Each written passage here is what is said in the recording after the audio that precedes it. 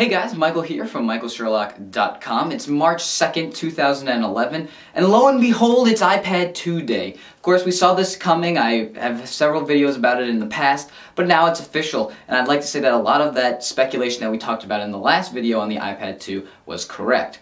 Let's start off with some of the tech specs first. 33% thinner at 8.8 millimeters thick, and a little bit lighter at 1.3 pounds compared to 1.5 pounds of the original iPad.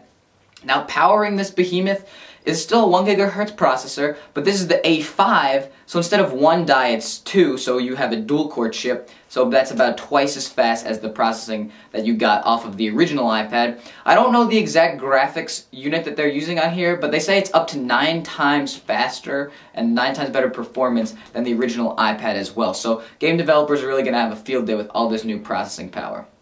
Another good thing for devs is a gyroscope, so another sensor to get even more precise controls off of the iPad.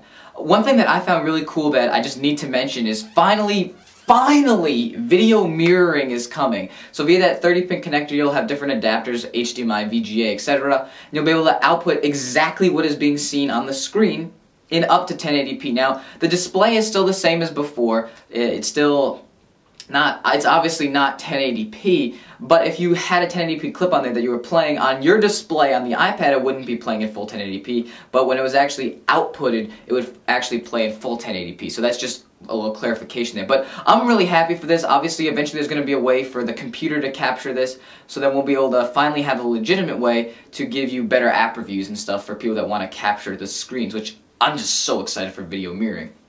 Now, they have all this power and still 10 hours of battery life, which is quite impressive. And of course, one thing to note is Apple does a really tough job on battery tests. They use very rigorous tests. You may have noticed that when the MacBook Pros were updated, the times went down a little bit, but that's because now in end of 2010, 2011, they're using more rigorous tests. So 10 hours of battery life from Apple is pretty exact and is very, very impressive. Another thing that they've improved is the speakers. They moved it to the back, made it bigger, made it more powerful, so it'll sound much better than before.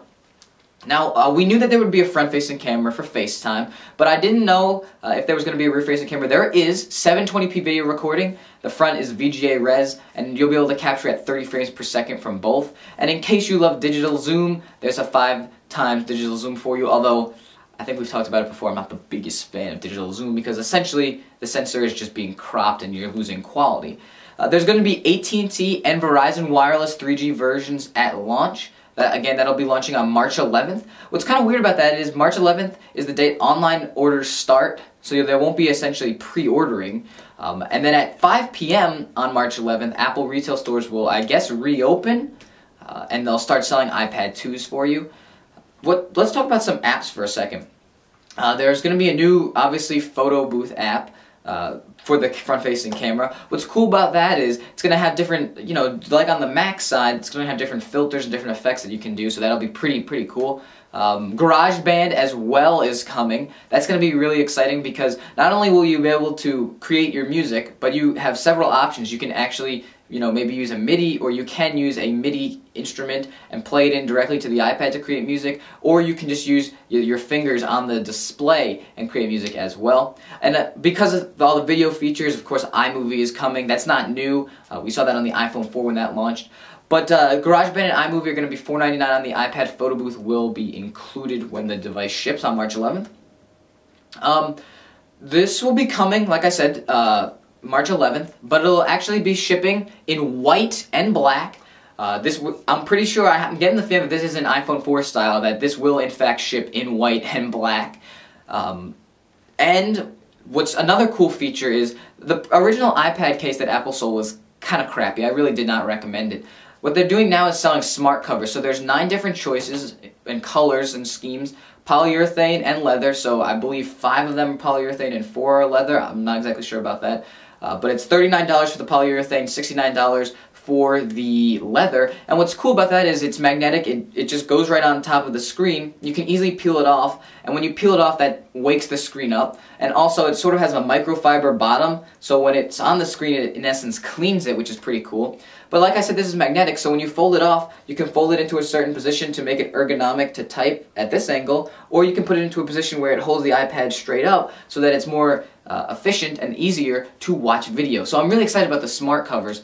Maybe they could have thrown that in instead of charging you $69 if you want to get a leather one, but that's not really Apple's style. So the iPad 2 is a very interesting product.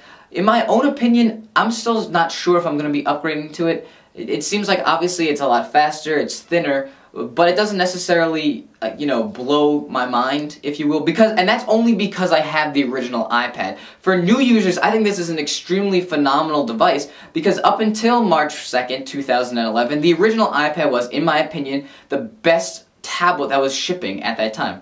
I thought it was better than the Zoom, even.